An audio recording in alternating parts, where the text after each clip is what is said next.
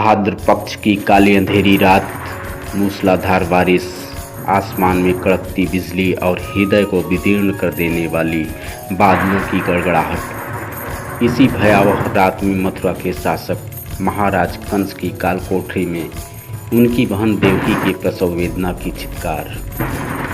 अचानक मध्य रात्रि में नवजात शिशु की किलकारी गूंज उठती है और इस धराधाम के रंगमंच पर प्रकट होता है बहुआयामी चरित्र का पूर्णांश। कंस देवकी और वासुदेव की संतान को अपनी मृत्यु समझता है और इसी परिप्रेक्ष्य में वह देवकी की समस्त संतानों को मौत के घाट उतार देता है। अपने भयाचित की मनोदशा के वशीभूत देवकी की 8वीं संतति का वही अंत कर देना चाहता है, परंतु जीवन की कोमल से कोमल संभावना भी पत्थर का कलेजा चीर कर अपने सुवास से इस जगत को सुरभित करता है। श्री कृष्ण को मारने की अनेक घटनाएं घटित होती हैं, लेकिन वे सबसे बचकर निकल जाते हैं। जो भी उन्हें मारने आता है वही मर जाता है। मौत सब उपाय करती है और बेकार हो जाती है। कृष्ण जीवन को समग्र और सहज रूप से स्वीकार करते हैं। उनके जीवन पथ पर राधा जैसी अतीव सुंदरी आती है तो वह भी स्वीकार है, और कुब्जा जैसी कुबड़ी आ जाती है तो वह भी उतनी ही सहजता से स्वीकार है। जब तक गोकुल में थे तब तक वहाँ के गोप गोपिकाओं में रमे रहे, और मथुरा गए तो फिर पलटकर गोकुल की ओर कभी नहीं देखा। जो बांसुरी उनके व्यक्तित्व की पहचान थी, उनके अस्तित्व का अभिन्न हिस्सा थी, मथुरा जाते समय राधा को दे दी। फिर जीवन भर कभी बंसी को होठों से नहीं लगाया। इसलिए कृष्ण के व्यक्तित्व को चरित्र न कहकर हम लीला कहते हैं। उनके जीवन का प्रत्येक कर्म अभिनय से ज़्यादा नहीं है।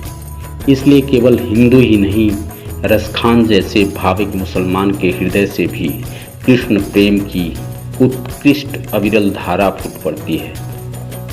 मानस हों तो वही रस खानी, बसों ब्रज गोकुल गाँव के ग्वारन, जो पशु हों तो कहाँ बस मेरो, चरो नित्यानंद की धेनु मझारन। भगवान श्री कृष्ण आकर्षण की प्रतिमूर्ति हैं। विश्व इतिहास के एक अद्भुत महापुरुष, आश्चर्यजनक व्यक्तित्व, एक ऐसी हस्ती जिसकी कोई समानता नहीं।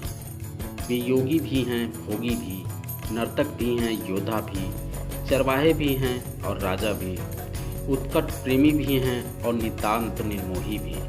नीतिज्ञ ऐसे कि कौरवों को अपनी नारायणी सेना देकर युधिष्ठिर को विजय दिला दी, और विनम्र ऐसे कि युधिष्ठिर के राजसूय यज्ञ में अतिथियों के पद प्रक्षालन का भार अपने कंधों पर ले लिया।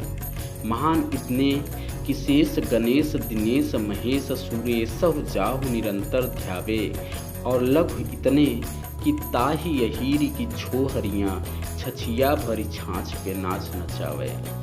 आरंभ से अंत तक विरोधाभासों और असंगतियों से भरा जीवन, संयोग वियोग से तटस्थ स्वच्छ निर्मल आकाश सा निर्लेप। अपने समस्त जीवन में कृष्ण ने कभी किसी स्त्री का अपमान नहीं किया। भगवान श्री कृष्ण का अध्यात्म दर्शन, जिसमें उन्होंने अर्जुन को गीता का उपदेश दिया, मानव मात्र के लिए धर्म विज्ञान के ज्ञान की पराकाष्ठा है। गीता ज्ञान वह अगाध और असीम जलराशि है जिसकी एक बूंद भी मनुष्य की अतृप्त आत्मा को सदा के लिए तृप्त कर सकती है।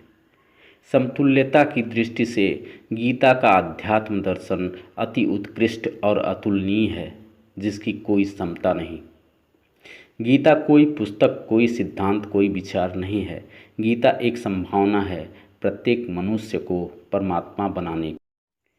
कृष्ण का जीवन जितना जटिल दुविधाओं से भरा पड़ा है, इनकी मृत्यु उतनी ही सरल, अकारण और बेबूझ है।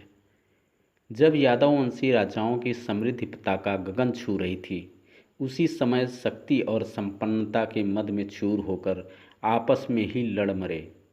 अपने वंश के अंत के पश्चात प्रभास क्षेत्र वन में विश्राम के समय इनके तलवे को हिरन की आंख समझकर जरा नामक पहेलिया ने तीर मार दिया।